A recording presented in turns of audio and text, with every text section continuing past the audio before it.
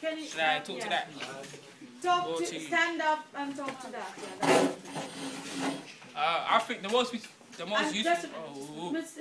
Yes. Okay. I think the most useful thing that I learned is how to use all the apparatus, like with the pH scale and the wind meter and the light gates. So because before we done the experiment, I didn't know how to use it, but now I can use it. So in the real world, if I go out and I know how to use it, then it could benefit me in the future. That's the most useful thing I learned. Right. I want someone else to do this. Miss, while you're doing that, can you also record the audience as well? Because they will know that it's a group discussion. Okay, Jack.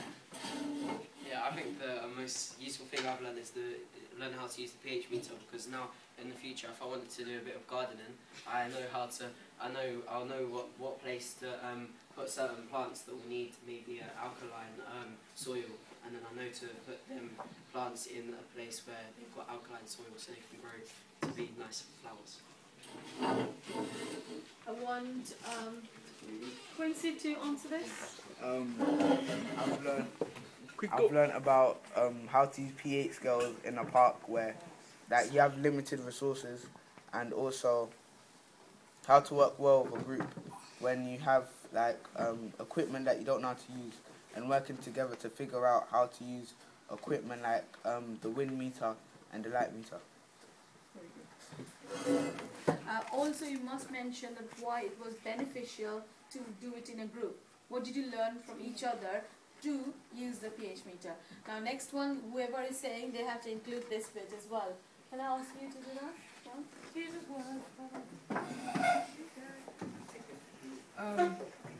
I think communication and teamwork was a big aspect to help us use the pH meter, because we learned how to talk among each other so that we could bring out the best efficiency in our group and to use the pH meter properly. Okay, thank you. Usama, say the thing that you mentioned in the writing as well. Excuse me. I think it's important to work in a group because some results they seem incorrect. Like our pH meter was stuck on 2, and so we discussed to use different plots within an area. Like there were a number of areas, and we used different areas within the area. So then, if we hadn't communicated, we wouldn't know what to do. Excellent. Right, next question is, can you suggest an effective method of using pH meter? Effective method of using pH meter means, what have you done to use the pH meter? What John told you and what you have done. So these questions will be, I'll be asking a few people now.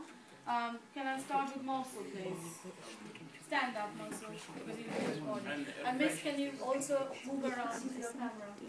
An effective way of using the pH meter that John showed us at first is like finding a good spot, digging the hole, then you put the pH meter in, you like cover it up to make sure that most of the rod on the pH meter is being covered, and then like you read it and make sure that it's, because it has different modes and things, you make sure it's on the pH meter so you get the correct reading, and you could test it more than one time to show that like the first one wasn't just like a fluke or something, and to make it more like accurate and reliable. Right, I want, yes, go on. To use the pH meter, we were taught by John to dig a hole, and a deeper hole for the spike to go in. And then we would put the spike in and cover the hole back up so the spike was covered. And then we would read off the pH meter after about a minute so it could read the results. And then if we wanted to test it for validity, we would do it again to read off again in another minute. Yes. Can I ask you two questions? One is, why you had to dig the hole? Why can't you just put it on the soil straight away? And second thing is, why 1 minute wait? You put it further into the soil because it will have all the minerals in the bottom, not just at the surface. Mm-hmm. And you would wait a minute so it can be tested, so it won't just be high, it will be accurate. It will be accurate. Stable. Yes. Stable reading. Okay, very good. Right, the same question goes to Emmanuel. If I wanted to teach someone how to use a pH meter, I turn off your shovel and dig the ground, put the spike into it and then cover it up again. If you want to get pH measurements, you change it to pH. If you want to get light measurements, you change it to light and everything like that. And then you wait for like 3 minutes and then you check the results. Okay. Right, thank you. Okay. How did your results vary in different areas? And question goes to Ami.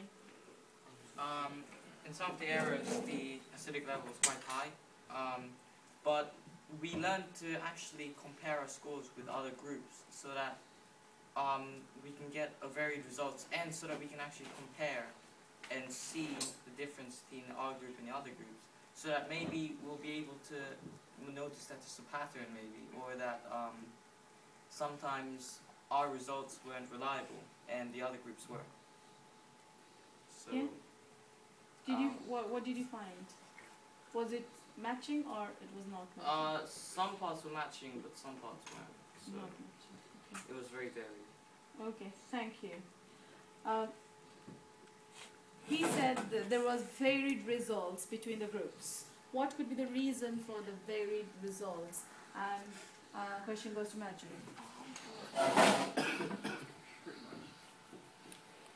Yeah, the reason why there was varied results between the groups was because maybe because the pH was faulty, and also they might not have placed it correctly.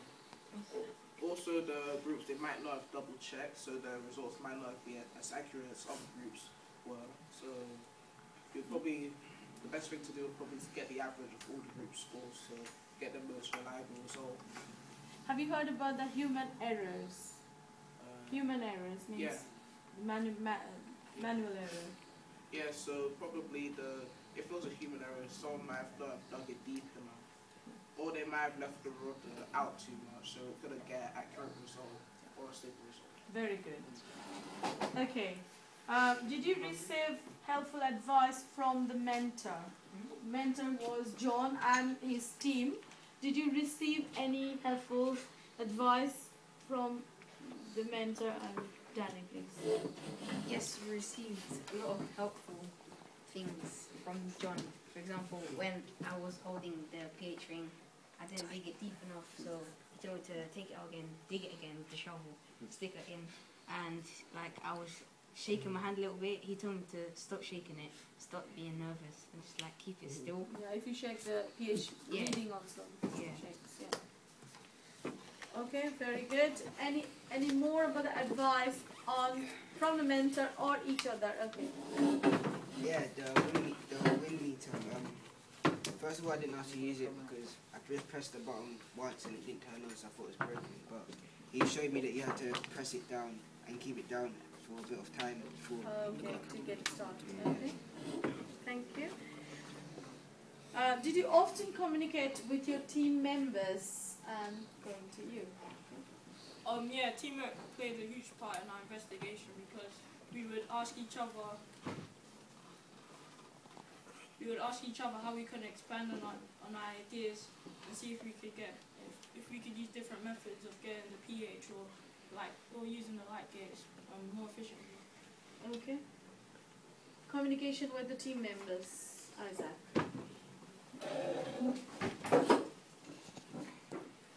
Sometimes when you were using the pH meter and you weren't doing it accurately, so you had to ask your team members maybe for help or to dig because you were busy using other equipment. So yeah, division of work. Yeah. Yes. I want to add that teamwork played a huge part, as Zero said, and without our teammates, then it would have been hard for us to get the job done. So that played a huge part. Okay. About teamwork between the groups, not within the groups, just between the groups who have used different things. What is your experience, Crystal? The experience which I had was using the pH and the light, the moisture, and to see the temperature of it. And we talked a lot because we had to tell each other what the measurement was, when to stop digging, how deep it's meant to be, and how long to wait before we check the results. Very good. Right. How is knowing the pH of the soil is useful? And question goes to you. I think that this is useful because when you're going to when you're gardening, Or any farmers, you know, if you're a producer for any big companies, yeah? it's useful because you need to know what certain plants that you can use to plant in that area. Because if the pH is really high or low, there might be a certain plant that you want to plant there, but it won't work because of the pH. So what kind of plant did you find in that area? It was mainly acidic soil, isn't it? Yeah.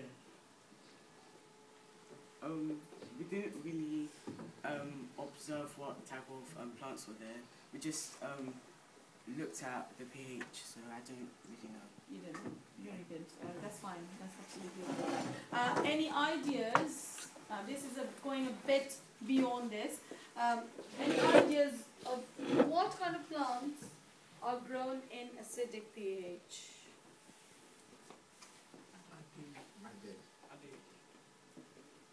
Okay.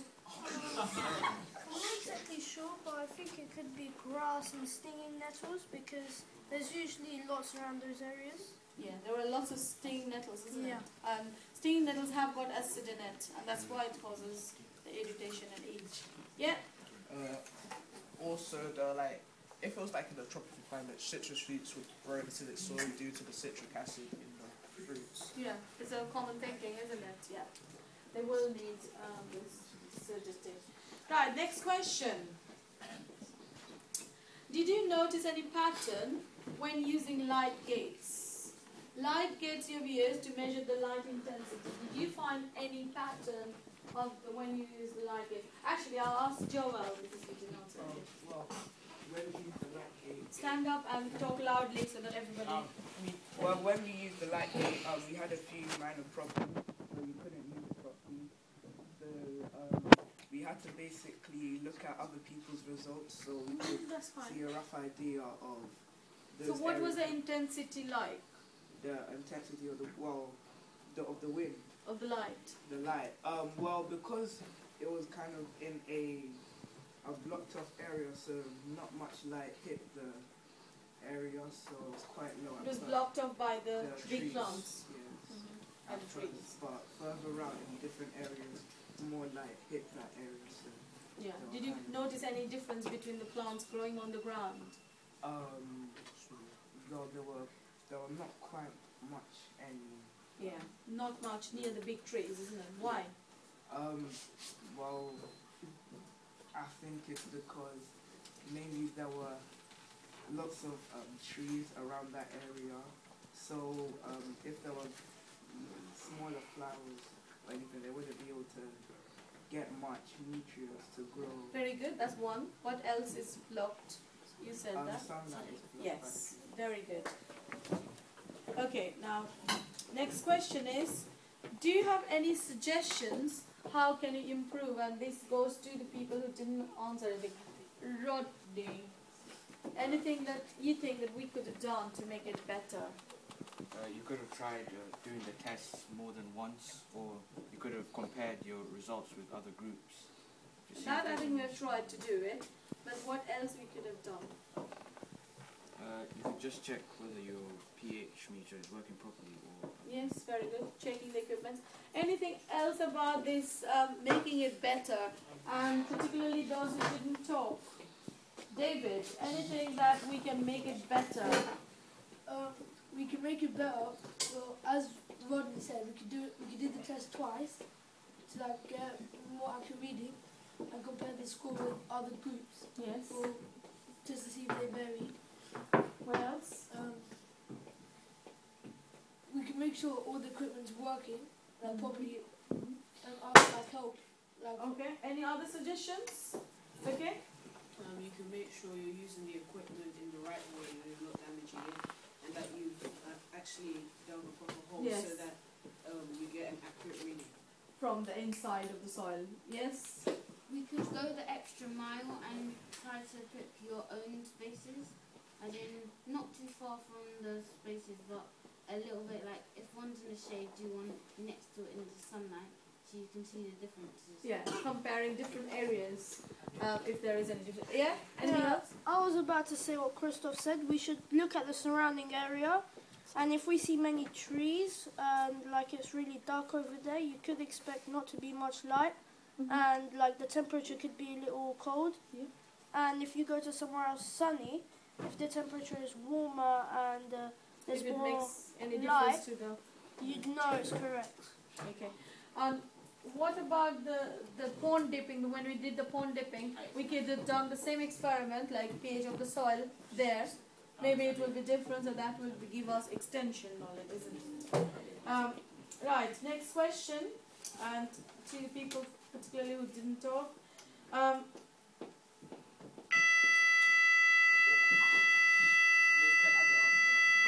What was your average light gauge reading? I don't actually know.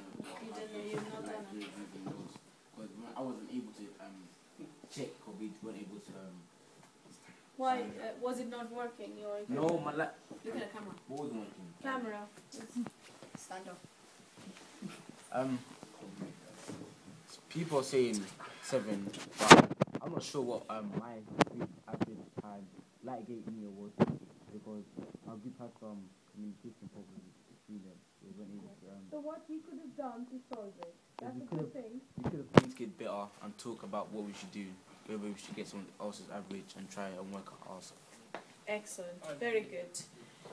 What conclusion can we draw from this investigation that we have done? What actually, the bullet point, if I ask you to say, what have you learned other than pH meter and light gates? What have you learned? What I learned was that certain plants might need certain kind of soil for them to be able to grow, for them to regrow over and over again. But if the soil isn't right, they might not be able to regrow, or they might change colours, or we might start to get stuff like weed that we don't need in the garden. Thank you very much. Now, thank you, all of you. Tomorrow, period 4 and 5, we have STEM lessons. And we will be doing 4 and 7.